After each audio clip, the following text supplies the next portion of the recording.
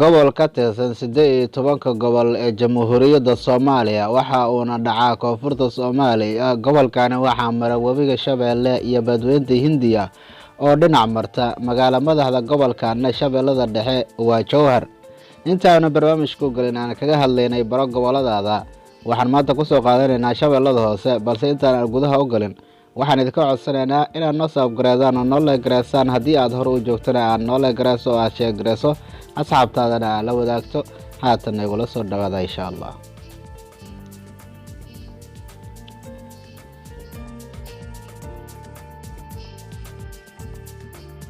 Shabeellada Dhexe deegaan ahaan waxaa u badan beelaha Abgaal iyo Gaaljecel.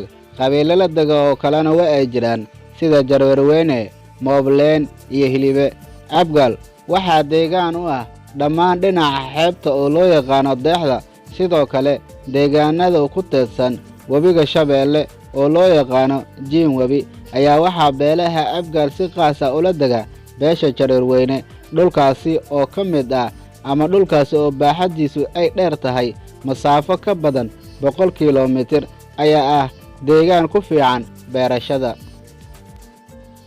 dhererka xeebta gobolka Shabeellada Dhexe oo ah inta u dhaxaysa deegaanka Ceelcadde oo dhaca waqooyiga caasimadda Muqdisho ilaa iyo tuulada Ceelbacad laguna qiyaasa masaafo ka badan 230 kiiloomitir.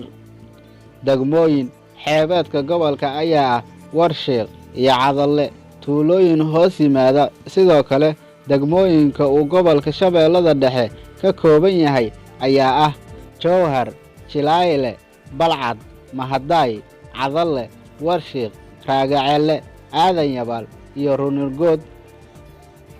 waxa ay dhacdaa dhanka qoraxsan ee gobolka. waa magaalo istiraatiiji ah oo isku xirto gobolada Shabeellada Dhexe, Hiiraan, Baay, Bakool iyo weliba Shabeellada Hoose. waa magaalo muhiim u ah ganacsiga xoolaha iyo beeraha ee gobolka.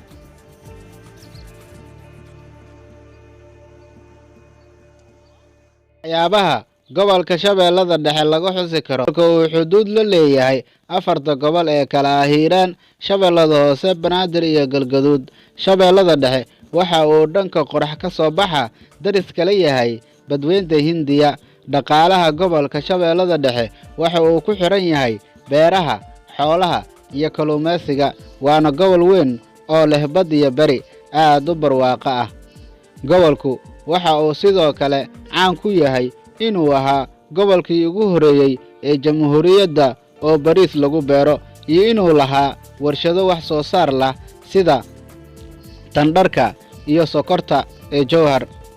gobolku waxa oo kale oo caan ku yahay cayaaraha kubadda cagta kolayga, waxaana dagaalada sokeeye ka hor gobolka ka dhisnaa kooxdii la oran jiray Isnaay Jowhar oo ka mid ahayd 10kii koox ee ka tirsanaa horyaalka kubadda cagta ee heerka koowaad Seeraayga, iyo kooxdii kale ee kubadda kolayga ee magaceedu ahaa Somali Teex Balcad.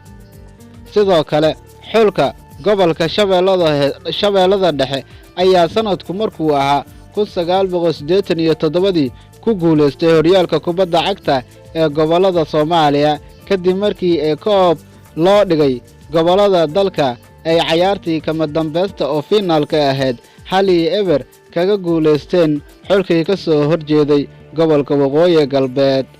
halkaasi ayaana maanta ku soo gabagabeynaynaa taariikhda iyadoo aan la soo koobi karin waxyaabaha ay caanka ku yihiin iyo inta badan barnaamijyo dheer oo loogu sii hadlayo. marka insha Allah waxaan ku soo qaadan doonaa qaybaha noo haray fiidiyoga dambe insha Allah. dolayra haddii aad fiidiyoga aan la dhacdo dalabarkaaga ama dalo gobolkaaga barad goboladaada, waxaan u maleynayaa inuu yahay barnaamij aad u xiiso badan.